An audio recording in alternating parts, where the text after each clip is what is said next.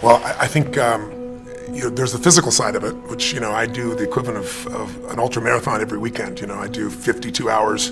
On the last day, I did 26 and a half miles. The previous day, 22 miles. So just the physical side, you have to be in incredible shape. And I'm in better shape physically today, both my endurance, my muscular strength, and so forth, than when I was 25, which is wonderful. And so I do certain things for that. But I think I should mention first, what's even more important is the psychological, spiritual side of things, because I think energy comes first, not from your body. It doesn't come from eating. It doesn't come from sleeping, because I've gone without those things for long periods of time and still been able to deliver. It comes from having a mission. It comes from something that you're being pulled by, not something you're pushing on. Those are two forms of motivation. You can push yourself to do things, and there's only so much you can push yourself to do. But if you're pulled, if there's something that you want to serve that's greater than yourself, there's something that excites you, if there's something that you're about, something you're made for, then there's a level of energy that most people would never dream of. And we all have that, but most of us don't connect to it and unleash it. So every day I connect and unleash that every single day. I don't hope it's going to be there, even though I know it will be, even though it's there. I don't take it for granted. And so I start out with my day by a process I do called priming. And what priming is, it's not a meditation, but it has meditative qualities. And what I do is I sit down. The first thing I do in the morning, I go and I jump in a hot tub or a hot water type of experience, and then I go to freezing water. All my homes, I'm fortunate enough to have multiple homes, that I go, one of them I have a river I get to jump in. You've been there. Yeah. There are other places I have these cold plunges. And I do that to train my nervous system from 0 to 60 like that. Every muscle, every nerve in your body, every organ gets, when you hit 57-degree water, it hits. And so it's just my mental discipline. And the second thing I do is I prime. And priming is I sit down and I do a minimum of 10 minutes, because my mindset is, if you don't have 10 minutes, you don't have a life. Right. So there's no excuse. So every day, sit down, and what do? I do 3.5 minutes where I do an explosive breathing pattern, a pattern that changes my biochemistry. And after I've done that, 30 of these intense breaths 3 times, I close my eyes and I'm kind of in an altered state, and I focus first for 3.5 minutes on just everything in my life, at least 3 things that I'm really, truly grateful for. And I don't do that in a hokey way. I don't do it in a mental way. I step into my body and feel it, and I make sure at least one of those things is something really simple.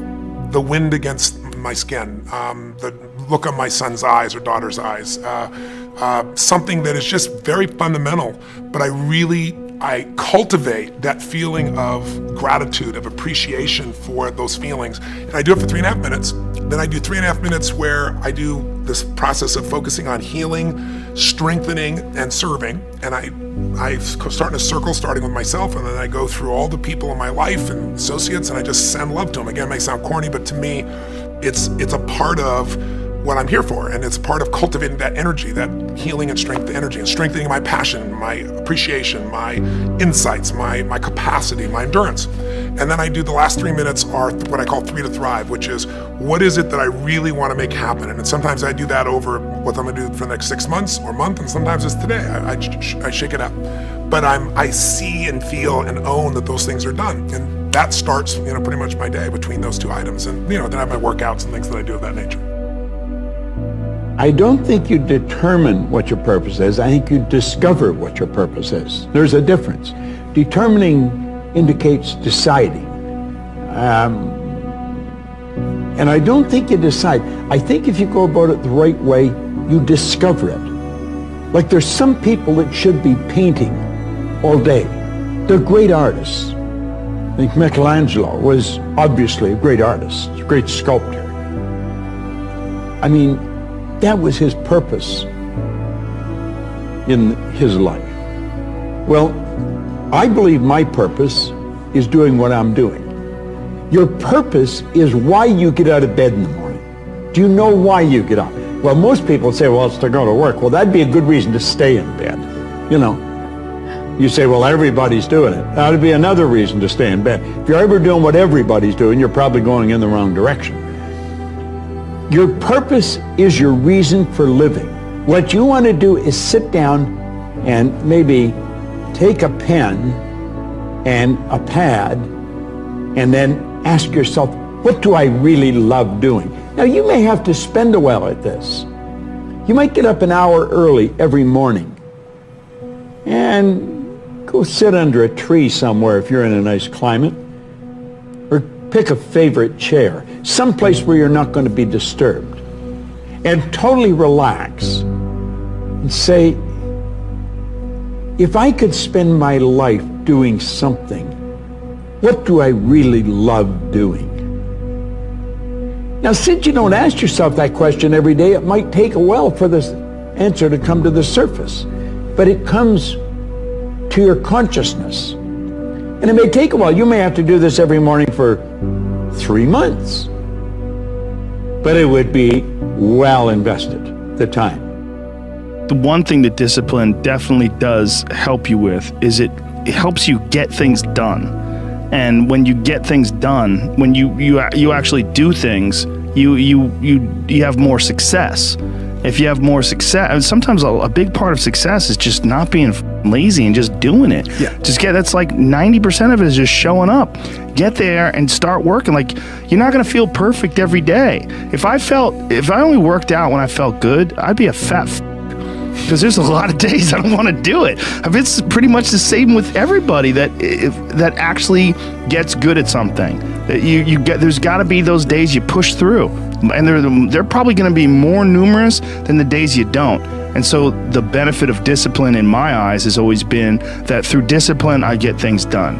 I always say that I'm like the most lazy, disciplined person I know because I don't want to do it. Yeah. But I always do.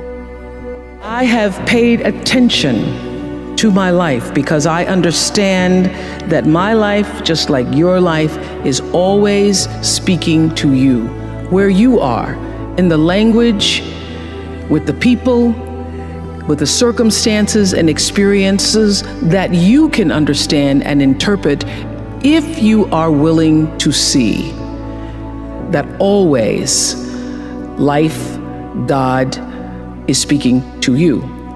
Now, it took me a while to actually really get this and to understand it, but once I did, I started paying attention to everything. And one of the reasons why I can now accept the fact that I can offer my gatherings of information and wisdom and call myself a spiritual teacher is that every single person who ever came on my show, and I hear there's like 37,000 guests I've talked to, a lot of them came from dysfunction and a lot of them wouldn't appear to be teachers, but every one of them had something to say that was meaningful and valuable and that I could use to grow myself into the best of myself, which is what all of our jobs are. Your number one job is to become more of yourself and to grow yourself into the best of yourself. When I'm with cooler or popular guys, I feel inferior and worthless, which affects me. And weirdly, I try so hard to impress them and be like them like a chameleon. I try to avoid them, but I feel left out. Whatever I do, I feel sad or useless. What can I do in order to overcome this? You don't have to hang out with people you don't like. There's a pro-life tip for everybody. You don't have to. One of the things that is a massive indication that you're hanging out with the wrong group of people is that you don't feel comfortable being yourself. The second you try to be somebody else or you feel like a chameleon just to fit in, you are trying to fit in with the wrong group. Relationships only work when you can be the real you. People thrive on energy. That's what drives connection. You're with people that make you wither and hide and feel insecure. You are with the wrong people. If it's hard to be around people, you're with the wrong group of people. When relationships work, they work because they click, and the reason why they click is because you can be the real you. They don't make you feel inferior. You're making yourself feel inferior by hanging out with people and pretending you're not yourself. So every time you're hanging out with a group of people and you act like a chameleon, you're actually invalidating yourself because your own actions are telling you you're not good enough to just be yourself around these people. So the only way to deal with this is either show up with that group of people and be your full self. And every time you think something inferior, just knock that thought out of your mind, say what you really believe, be interested in what you're really interested in, or the easier route, honestly, drop the popular kids and find your people. You need to find your people. And your people are the kind of people that the second you hang out with them, you don't feel like less of yourself, you feel like more of yourself. You don't feel like you gotta hide or be somebody else. You feel like you wanna express yourself and show up and be more of yourself. That's the indication that you have found your people.